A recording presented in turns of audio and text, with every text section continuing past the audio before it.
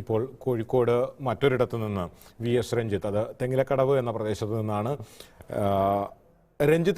രഞ്ജിത്ത് ഇപ്പോൾ കാണുന്ന ദൃശ്യങ്ങൾ എന്താണ്, വിവരങ്ങൾ എന്താണ്?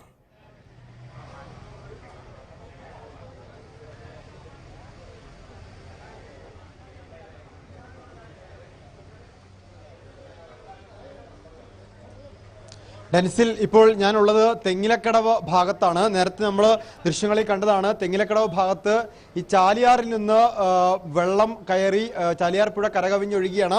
തെങ്ങിലക്കടവ് ഭാഗം ഇപ്പോൾ ഒറ്റപ്പെട്ട അവസ്ഥയിലാണ്.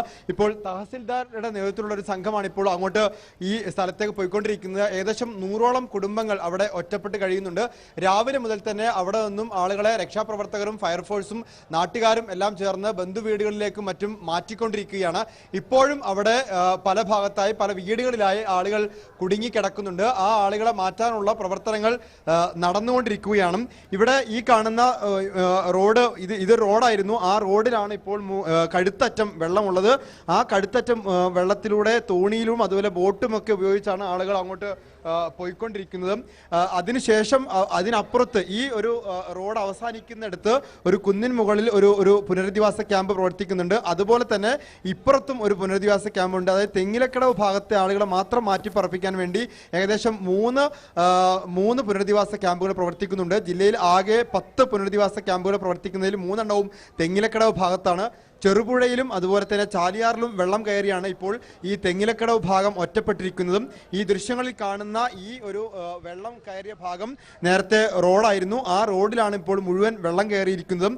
ആ ഭാഗത്ത് പല വീടുകളിലും വെള്ളം കയറിയിട്ടില്ലെങ്കിൽ കൂടി ആ വീടുകളിലേക്കുള്ള വഴി ആകെ വെള്ളം കയറി മൂടിയിരിക്കുകയാണ്. ഇതുപോലെയാണ് കോഴിക്കോട് ജില്ലയുടെ മറ്റു പല ഭാഗത്തും പൂർണ്ണമായും വെള്ളത്തിനടിയിലെ ഭാഗങ്ങളുണ്ട്. 10ഓളം ക്യാമ്പുകൾ, പുനരധിവാസ ക്യാമ്പുകൾ കോഴിക്കോട് ജില്ലയിൽ പ്രവർത്തിക്കുന്നുണ്ട്. ആ കോഴിക്കോട് ജില്ലയിലെ ക്യാമ്പുകളിലായി 485 ആളുകൾ. ഇത് ഒഫീഷ്യലായി നമുക്ക് ജില്ലാ ഭരണകൂടം നൽകിയ കണക്കാണ്.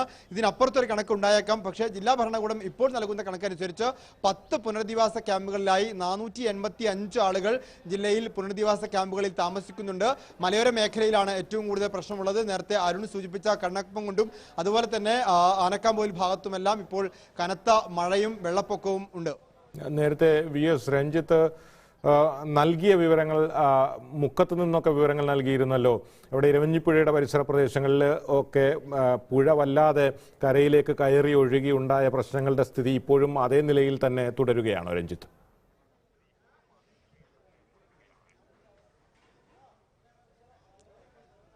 തീർച്ചയായിട്ടും നേരത്തെ നമ്മൾ ഇരവഞ്ഞിപ്പുഴയും അതുപോലെ തന്നെ ചാലിയാറും ഒക്കെ കരകവിഞ്ഞ് ഉണ്ടായിട്ടുള്ള പ്രശ്നങ്ങൾ അത് മാവൂരിന്റെ ഭാഗത്തും അതുപോലെ തന്നെ മുക്കം ഭാഗത്തുമൊക്കെയാണ്. അത്തരം പ്രശ്നങ്ങളൊക്കെ ഇപ്പോഴും നിലനിൽക്കുന്നുണ്ട്. അവിടെയൊക്കെ വെള്ളം കയറിയ ഭാഗത്ത് ഇപ്പോഴും വെള്ളക്കെട്ട് രൂക്ഷമാണ്. മഴ ഇടയ്ക്കിടെ പെയ്യുന്നതാണ് ഈ വെള്ളക്കെട്ട് കുറയാതിരിക്കാനുള്ള പ്രധാനപ്പെട്ട കാരണം മഴ ഒന്ന് ശമിച്ചാൽ മാത്രമേ വെള്ളം ഇറങ്ങിപ്പോകാനുള്ള ഒരു അവസ്ഥ ഉണ്ടാവുകയുള്ളൂ. ഇപ്പോൾ ഇടയ്ക്കിടെ മഴ പെയ്യുന്നുണ്ട്. അത് ജില്ലയുടെ മലയോര മേഖലയിൽ വളരെ ശക്തമായി തന്നെ മഴ പെയ്തുകൊണ്ടിരിക്കുന്നു. മഴ ശമിക്കുന്നത് വരെ ഈ വെള്ളക്കെട്ട് അവസാനിക്കില്ല. കഴിഞ്ഞ പ്രളയകാലത്തും ഇതുപോലെ തന്നെ ഇതിലധികം വെള്ളം കഴിഞ്ഞ പ്രളയകാലത്തുണ്ടായിരുന്നു. ഇത്തവണയും അതേ രീതിയിലേക്കുള്ള ഒരു വെള്ളക്കെട്ടും വെള്ളപ്പൊക്കവുമാണ് ഇപ്പോൾ ഉണ്ടായിക്കൊണ്ടിരിക്കുന്നത്. ഏതായാലും ഒരു മുൻകരുതൽ നടപടിയുടെ ഭാഗമായി തന്നെ ജില്ലയിൽ വ്യാപകമായി ക്യാമ്പുകൾ പ്രവർത്തിക്കാനും ക്യാമ്പുകളിലേക്ക് അത്യാവശ്യം ആളുകളെ മാറ്റുന്നതിനുള്ള നടപടിക്രമങ്ങൾ ആരംഭിച്ചിട്ടുണ്ട്. ക്യാമ്പുകളിൽ ഭക്ഷണമടക്കമുള്ള കാര്യങ്ങൾ എത്തിക്കുകയും ചെയ്തിട്ടുണ്ട്. ഏതായാലും ക്യാമ്പുകൾ വളരെ സജീവമാണ്. ജില്ലാ ഭരണകൂടം വളരെ ശക്തമായ കരുതൽ നടപടികൾ അതിനുവേണ്ടി എടുത്തിട്ടുണ്ട്.